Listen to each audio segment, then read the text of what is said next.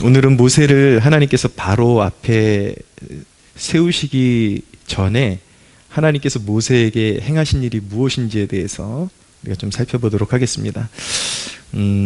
이제 바로에게 가야 합니다. 당시에는 최고의 권력자에게 가서 이제 도전을 해야 되는데, 그러면 모세에게 필요한 것이 무엇이었을까요? 네, 모세는 이미 자신감이 위축되어 있고 자기 힘으로는 아무것도 할 수 없다라는 그런 상태에 이르러 있기 때문에 자기 자신이 무엇을 할 수 있는지 확인해 보는 것이 필요했습니다. 근데 모세가 하나님 앞에 내가 뭘 할 수 있습니까? 이렇게 요청하기도 전에 하나님께서 이미 모세의 그 필요를 아시고 오늘 대목에서 이제 모세가 할 수 있는 것들을 보여주셔서 모세가 염려하지 않고 바로 앞에 설 수 있도록 그렇게 하나님께서 모세를 이렇게 다독여 주시고 용기 주시고 준비시켜 주시는 대목을 볼 수가 있는 겁니다.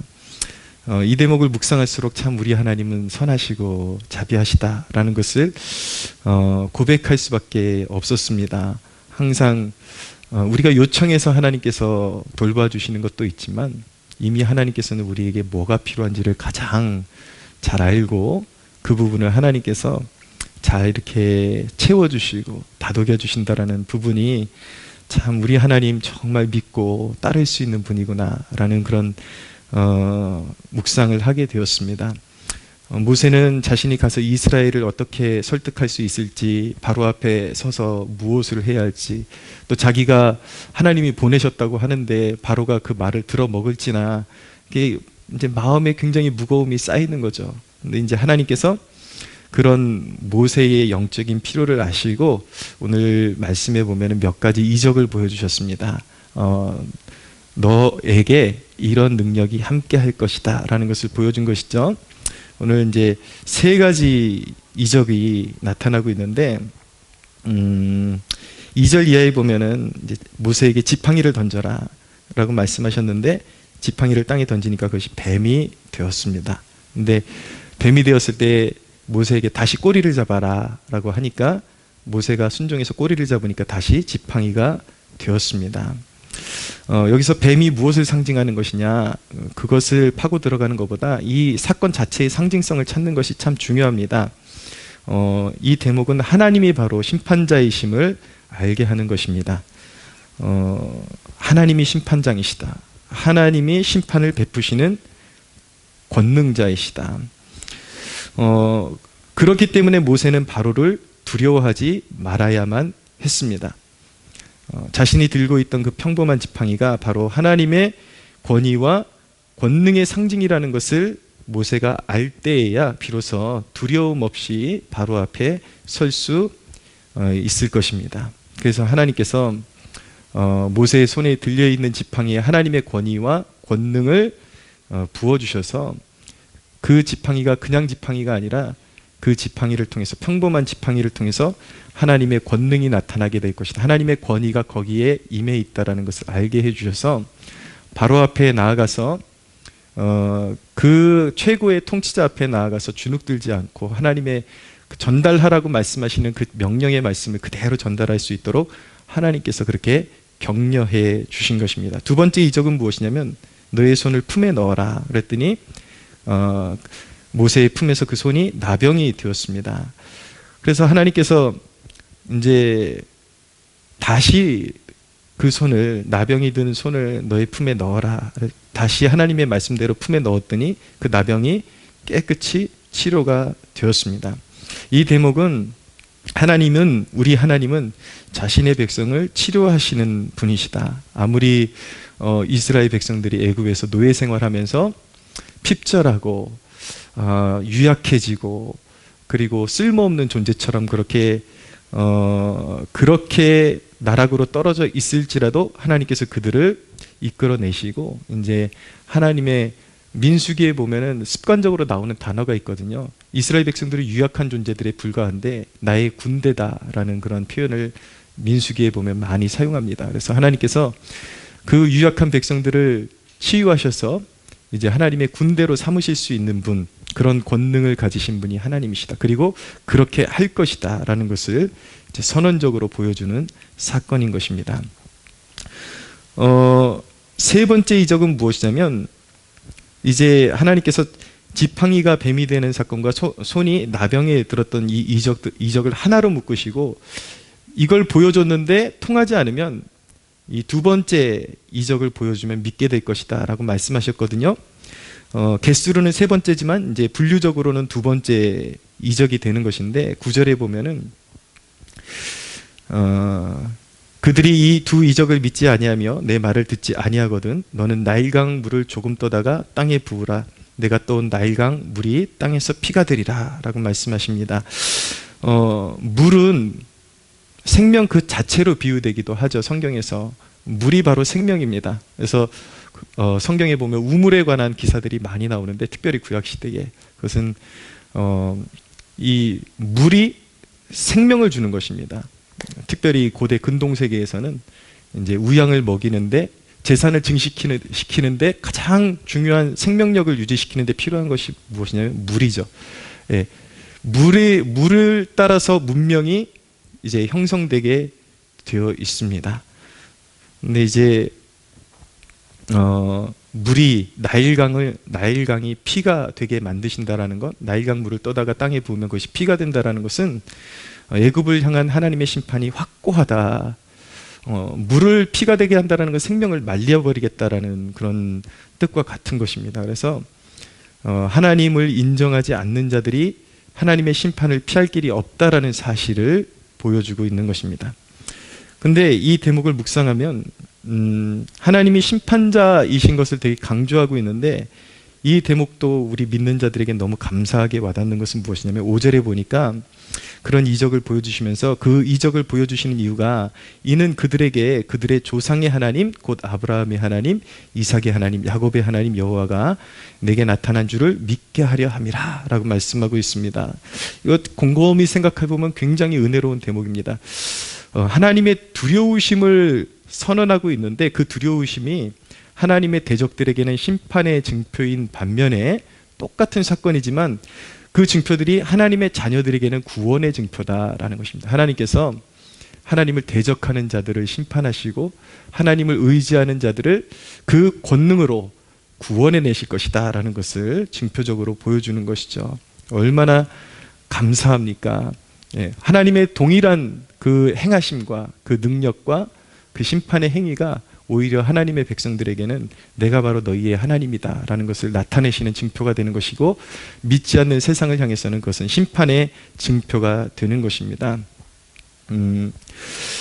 사도행전에 보면 마지막 시대를 향해서, 종말을 향해서 크고 두려운 날이 이를 것이다, 피와 불과 연기로다 라는 말씀이 있는데, 그것은 이제 세상에는 너무나도 큰 환난과 심판이 마지막 날에 도래할 것이다 라는 것을 말씀하고 있는 것입니다. 그런데 그 다음에 나온 단락이 무엇이냐면, 그런 날이라 할지라도 주의 이름을 부르는 자는 구원을 얻으리라 라고 말씀하시면서 바로 그 대목이 바로 오순절의 의미를 상기시켜주는 대목이거든요. 그래서 너희에게 성령을 부어주는 이유가 뭔지 아느냐? 너희에게 성령을 부어주는 이유는 이제 크고 두려워 불과 심판과 연기가 가득한 그 심판의 날이 올 텐데, 너희에게 성령을 부어주는 이유는 그 두려운 날이 이르기 전에 주의 이름을 믿는 자들은, 부르는 자들은 수치를 당하지 않고 모두가 구원을 받게 될 것인데, 너희는 가서 모든 민족을 제자로 삼아 아버지와 아들과 성령의 이름으로 세례를 베푸는 증인들이 되라 라는 그 말씀을 주고 계신 것입니다. 이 세상에 하나님의 권능으로 말미암아 크고 두려운 날이 임할 것을 믿는 우리의 사명은 무엇인가? 주의 백성들은 모두가 오순절에 그런 성령을 받아서 증인으로서 기름 부음 받아서 이제 심판을 받아야만 하는 그 선고 한복판에 있는 세상을 향해서 회개하라, 주의 이름을 믿는 자는, 주의 이름을 부르는 자는 구원을 받으리라, 그 복음의 말씀을 가지고 나아가서 전하는 증인이 되어야 하는 것입니다. 할렐루야. 이것이 바로 우리가 서 있는 이 시대의 우리의 사명인 것입니다. 크고 두려운 날이 이를 텐데, 이제 심판의 주가 강림하실 텐데, 우리 믿는 자들의 사명은 무엇이냐면 성령을 받아서 우리에게 최대의 사명, 우선순위는 그 어떤 것보다 성령을 받아서 증인으로서 무장이 되어야 하고 증인으로서 세상으로 나아가서 사람들에게 피할 길을 알려주고 회개에 이르도록 외쳐야 할 사명이 우리에게 주어져 있는 것입니다. 근데 하나님께서 이렇게 이적을 보여주셔서 모세야 걱정하지 말아라. 너는 손에 하잘것없는 지팡이를 들고 있고 너의 모습은 이제 광야 생활 가운데서 연단된 모습으로 많이 이제 누추한 모습이 되었지만 하지만 너와 내가 함께 할 것이고 너를 통해서 내가 이런 권능을 나타내서 바로 앞에 크고 위대한 존재로 내가 세울 것이다 라고, 그러니까 너는 이제 가라 라고 그렇게 격려하고 계신 것이죠.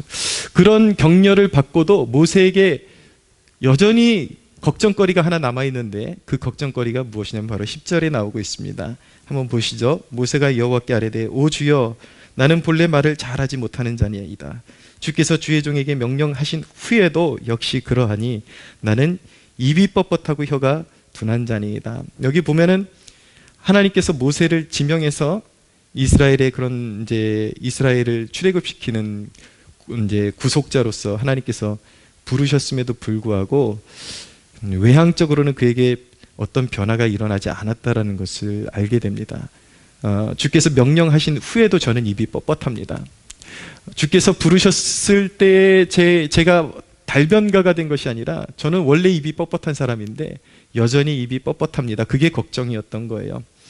그래서 11절 12절에 보면 여호와께서 그에게 이르시되 누가 사람의 입을 지었으며 누가 말 못하는 자나 못 듣는 자나 눈 밝은 자나 맹인이 되게 하였느냐, 나 여호와가 아니냐. 이제 가라, 내가 내 입과 함께 있어서 할 말을 가르치리라 라고 하나님께서 말씀하셨습니다. 모세의 모습은 하나님 앞에서 하나님 그 이적을 보여주셨음에도 불구하고 하나님께 주소를 잘못 찾으셨습니다. 저는 못합니다. 계속 이전에 이렇게 애굽 사람을 돌로 쳐 죽일 정도의 그런 어떤 패기나 이런 것들은 다 이제 사라져버리고 너무 자신감 없는 그러한 모습으로 모세가 서 있는 그런 모습들을 보게 되죠. 그러나 이 대목이 지금 하나님께서 이 대목을 통해서 말씀하시는 것은 무엇이냐면 하나님이 이렇게 모세에게 말씀하시는 것입니다. 나는 실수하지 않아.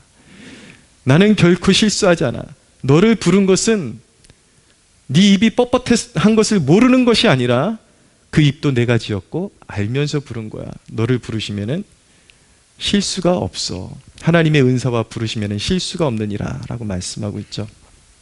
간혹 저희 사모가 그런 말을 할 때가 있습니다. 보통 사모들은 피아노를 잘 치거든요. 근데 피아노를 아예 못 쳐요. 거의 못 쳐요. 그래서 저한테 가끔 그런, 나는 피아노도 못 치고, 제가 속은 게 하나 있거든요. 이게 전화 목소리가 굉장히 그 매끄럽고 좋아요. 저희 사모가. 그래서 이 여자는 노래를 너무 잘할 것 같아. 그래서 피아노는 못 쳐도 적어도 찬송은 잘하겠지. 그러고 이제 기대를 했는데 어쩜 음도 하나도 그렇게 못 맞추는지 그 노래 저렇게 못할 수가 없어요. 근데 그러는 거죠. 나는 피아노도 못 치고 노래도 못 하고 그런데 내가 사모로서 자격이 있나? 내가 뭐 할 줄 아는 게 있나? 근데 저는 늘 해주는 말이 있죠. 당신을 부르신 하나님의 부르시면 실수가 없어. 다 이유가 있어서 부르신 거고, 이 부분은 제가 그냥 빈말로 하는 게 아니라 정말 저의 그 빈 부분을 너무 잘 채워주는 배우자를 만났습니다. 그래서 저는 이렇게 뭔가 이렇게 계획을 구상하면 약간 뜬구름 잡는 식으로 이제 무조건 치고 나가야 돼. 하면 돼. 이렇게만 이제 선포하면서 실상은 대책이 없거든요. 이제 제가 선포하면은. 근데 제가 어떤 걸 하겠다 그러면 그거를 이제 막 할 수 있게끔 길을 이렇게 만들어내는 역할을 너무 서포트를 잘해주고 있습니다. 그런 걸 보면은 정말 세상의 어떤 그 사모하고 비교해도 하나도 처지지 않아 당신은. 죄송합니다. 설교 시간에 너무 푼수같이. 근데 하나님이 우리를 부르신 그 부르시면은 실수가 없으십니다. 할렐루야. 하나님의 부르심에는 실수가 없으십니다. 13절에서 14절을 보면은 모세가 이르되 오 주여 보낼 만한 자를 보내소서. 여호와께서 모세를 향하여 노하여 이르시되 레위 사람 내 형 아론이 있지 아니하냐. 그가 말 잘하는 것을 내가 아노라. 그가 너를 만나러 나오나니 그가 너를 볼 때에 그의 마음에 기쁨이 있을 것이라 라고 말씀하셨습니다. 이 대목 모세가 나는 못합니다, 입이 뻣뻣합니다, 이것은 어떻게 보면 겸손인 것 같은데 잘못된 자기 부정의 모습을 보이고 있는 것입니다. 겸손한 것도 지나쳐 나가면 또 다른 교만이 되는 것입니다. 하나님은 우리를 사용하실 때 철저히 자기를 부인하도록 그렇게 요청을 하시는데 네 자신을 의지하지 말아라, 네가 할 수 있다라고 생각하지 말아라, 그렇게 요청을 하시는데, 그러나 하나님이 또 한 가지 요청하시는 것은 무엇이냐면 그럼에도 불구하고 내가 너를 사용하겠다고 선언하면 믿고 나아가라고 말씀하시는 것인데, 모세는 그 부분이 지금 잘못되어 있는 것입니다. 못한다라고, 하나님 없이는 할 수 없습니다까지는 좋은데 하나님이 할 수 있다라고 말씀하셔도 나는 못합니다라고 하는 이 태도는 분명히 이것은 또 다른 교만의 모습이고 잘못된 자기 부정의 모습인 것입니다. 그래서 진정한 자기 부정은 무엇이냐면 나는 못해도 하나님은 하실 수 있다, 하나님은 나로 하여금 할 수 있게 하신다라는 그 하나님의 뜻에 순종해야 하는 것입니다. 모세가 할 수 있는 이유, 모세가 말이 뻣뻣함에도 불구하고, 입이 뻣뻣함에도 불구하고 할 수 있는 이유가 무엇인가? 하나님께서 이미 조력자를 예비해 놓으셨기 때문인 것입니다. 그 사람이 누구인가? 바로 그의 형 아론이었던 것입니다. 하나님께서 너의 형 아론은 말을 잘하지 않느냐? 내가 그것을 알고 있다. 너의 형을 내가 붙여줬으니까 내가 너에게 전할 말을 네 입술에 넣어주면 너는 아론에게 전해주고 아론은 그 말을 또 백성에게 전하는 통로로 사용해라 라고 그렇게 말씀하고 계신 것입니다. 근데 의문이 있어요. 이런 말씀을 묵상하다 보면, 그러면 왜 하나님은 애초에 아론을 사용하셨으면 한 단계 거르지 않고 더 쉽게 사용하실 수 있었을 텐데 왜 하나님께서는 아론을 사용하지 않으셨을까? 왜 하나님은 입이 뻣뻣함에도 불구하고 모세를 사용하기를 기뻐하셨을까?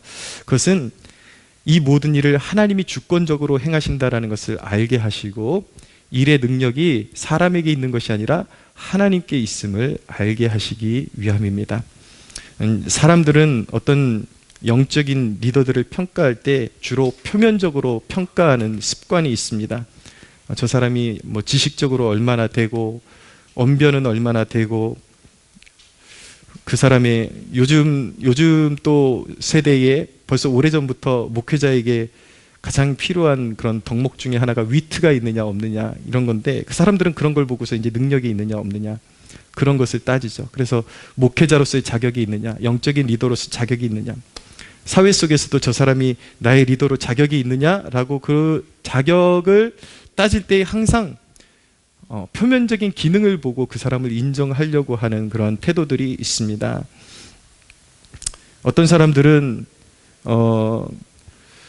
목사보다도 자기가 성경적 지식을 잘 알고 있다라는 식으로 이렇게 성경적인 지식을 뽐내려고 합니다. 그러면서 내가 당신보다 설교해도 잘하겠다라고 실제로 그런 식으로 자기의 지식을 뽐내는 사람이 있고, 오히려 내 언변이 당신보다 낫겠다라고 그렇게 말하는 사람들이 있습니다. 종종 실제로 보게 됩니다. 그런데 그런 것은 그들만의 착각이죠.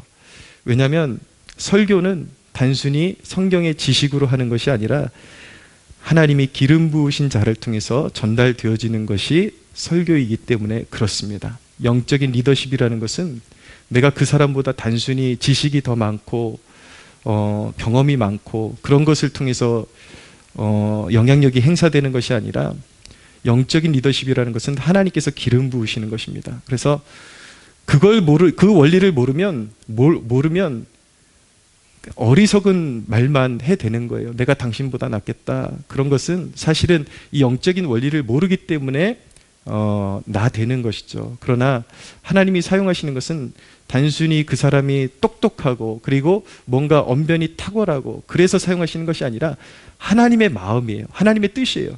내가 기름 부었기 때문에, 하나님께서 기름 부었기 때문에 그 사람을 통해서 말씀이 선포되는 것이고, 오히려 기름 부음이 없는 수많은 지식으로 강론하는 것보다 하나님께 부름받고 기름 부음 받은 그러나 말주변이 없는 설교자가 훨씬 더 영향력이 있고 기름 부음이 있고 거기에 은혜가 임한다라는 것을 알아야 하는 것입니다. 설교자뿐만 아니라 모든 영적인 리더십의 원리가 그렇습니다.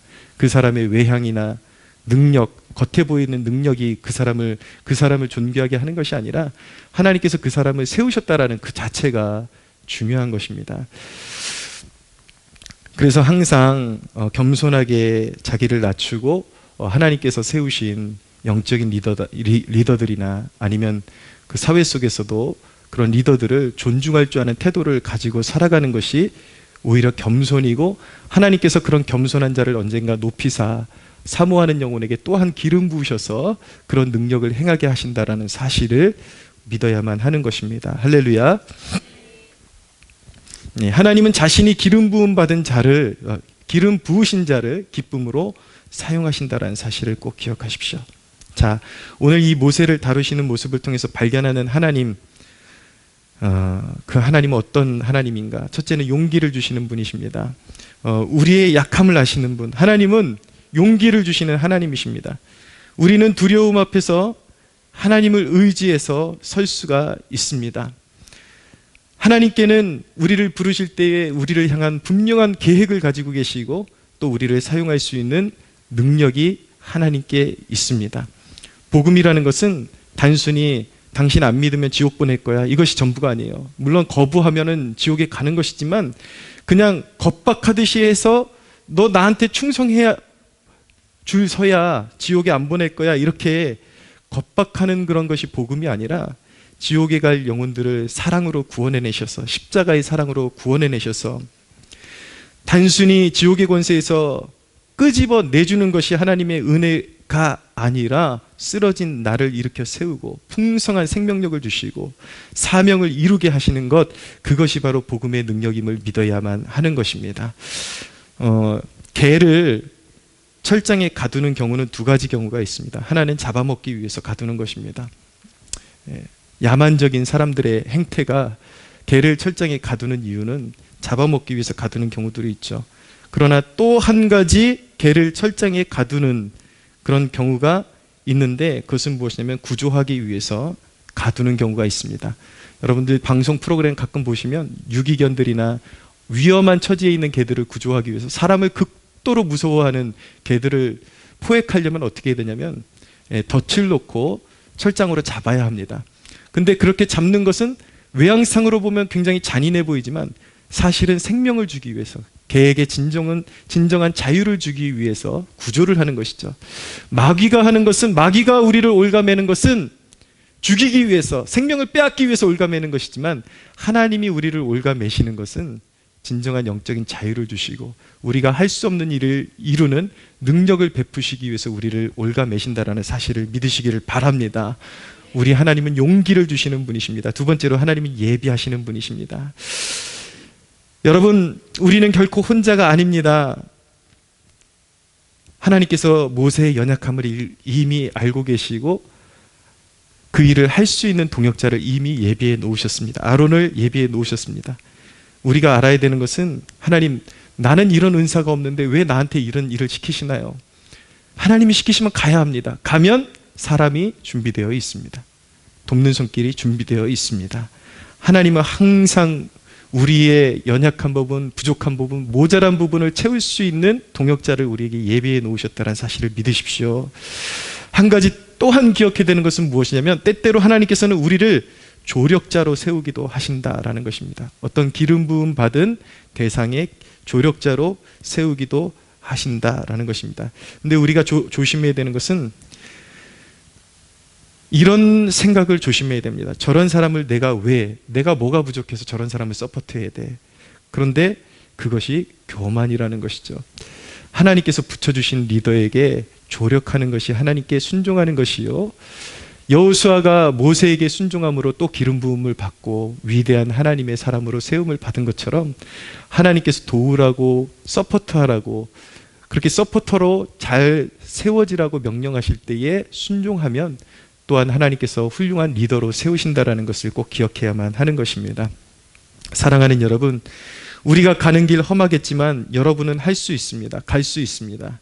여러분은 부르심의 자리에 설 수 있습니다. 왜냐하면 우리 하나님은 그냥 보내시는 분이 아니라 항상 용기를 주시고 예비하시고 친히 함께 하시면서 그 일을 감당할 수 있도록 기름 붓고 도와주시는 분이시기 때문인 것입니다. 할렐루야. 용기를 가지고 여러분들의 부르심의 자리에 서는 여러분들 되시기를 예수님의 이름으로 축복합니다. 우리 하나님께 영광의 박수 올려드리겠습니다.